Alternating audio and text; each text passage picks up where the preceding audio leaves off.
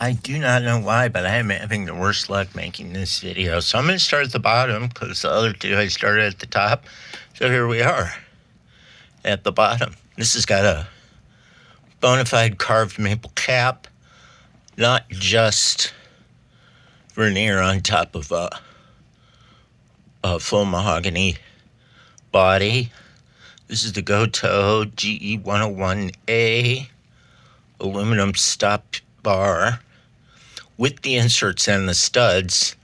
Now this is a very interesting bridge, as close as I can. Still allowed to focus. These are locks. Those are not adjustment screws. You would think, gosh, those are big. Well, they're cap nuts. And there are adapter posts that, what is it, M4, M5 on the bottom and 632 on the top. And this bridge is an advanced plated ink pinnacle bridge. It's an ABR 1 that locks. It's fascinating. The thumb wheels have a little dome, and on the back, the back of the post hole is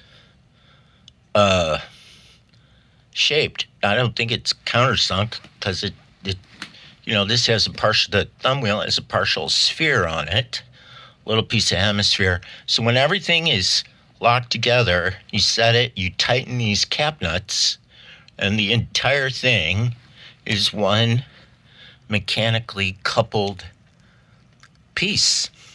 It works off of the original steel anchors that are in the body from the small 4mm post Nashville, craptastic Nashville bridge that was in there. These are ProBucker custom pickups. They don't have numbers like 2s and 3s. They're out of a 2022 / Anaconda Burst. This is a long frame switchcraft switch, and the magnet is flipped in the bridge pickup. So it's an OOP, and very good full-size alpha pots with M8 threaded barrels on them. One thing that I did, because this has sort of become an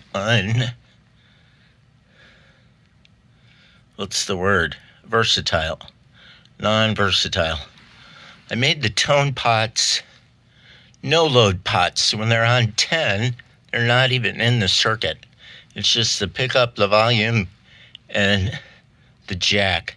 You roll them back to about 9, and they're in to full fret level. Let's race up here. That is a Graphtec Tusk XL. It's absolutely perfect fit, surprisingly. And those are Goto SD 90s. The original tuner is absolutely ridiculous. I just put them in with the original screw holes, so they're all cattywampus. I didn't want to fill in drill. There is no scarf joint here. There are no wings on the peg head. I cannot tell you if this is a 2-part heel. My best guess would be that it is a 2-part heel, because then you can get a bunch of necks out of a single block of wood. There you go. You can see the long frame switchcraft and my beautiful wiring job. Got an 022 on the neck and an 033 on the bridge. I tie all of those shields to ground at the switch. And then in the cavity, it's just the hot part of the shielded wire that gets connected, to the output of the volume pot, or the only thing where the shield gets soldered to the back of the pots are the pickup shields. And then the copper shielding acts as a ground bus, so there is no ground bus. And then you'll notice the black wire. There's a black wire that's hooped. This is the, what would we call it? Master ground wire from the three-way switch. And then here, I've got a separate ground wire going to the jack. And in all cases, where the shield would short out against something, it's shrink wrapped. The end is shrink wrapped to keep it from unfiddling. And then at the jack as well, the shielded output wire from the switch is shrink wrapped at the end. So all of that braided shielding behaves as a shield.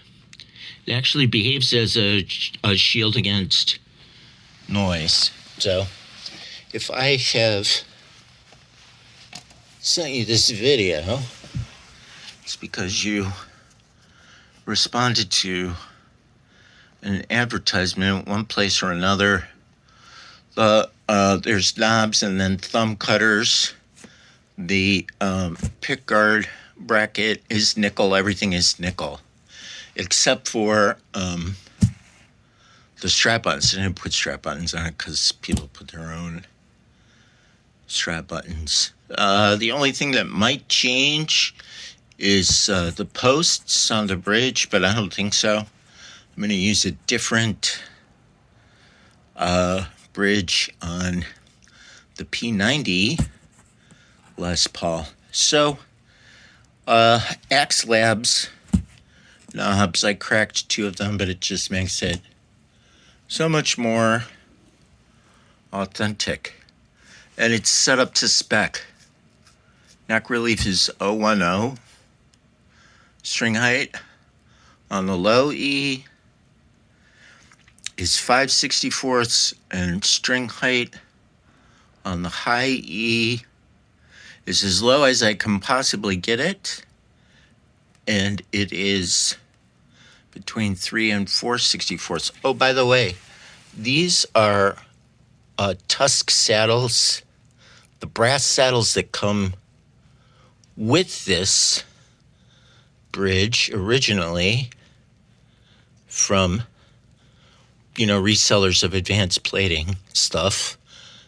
I think I got this from Philadelphia Luthiers. The brass saddles are included.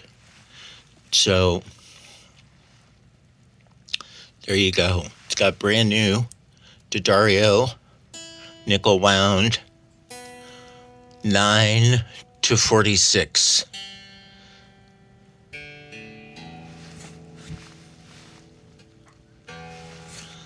I don't know. If you hit it hard, you might want to put 10s or 11s on it.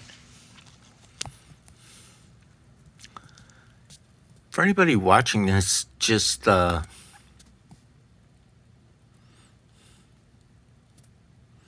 passively, not with any interest in buying this, I would be really curious if you care to comment how much you think a fully upgraded $200 Chibson like this should sell for.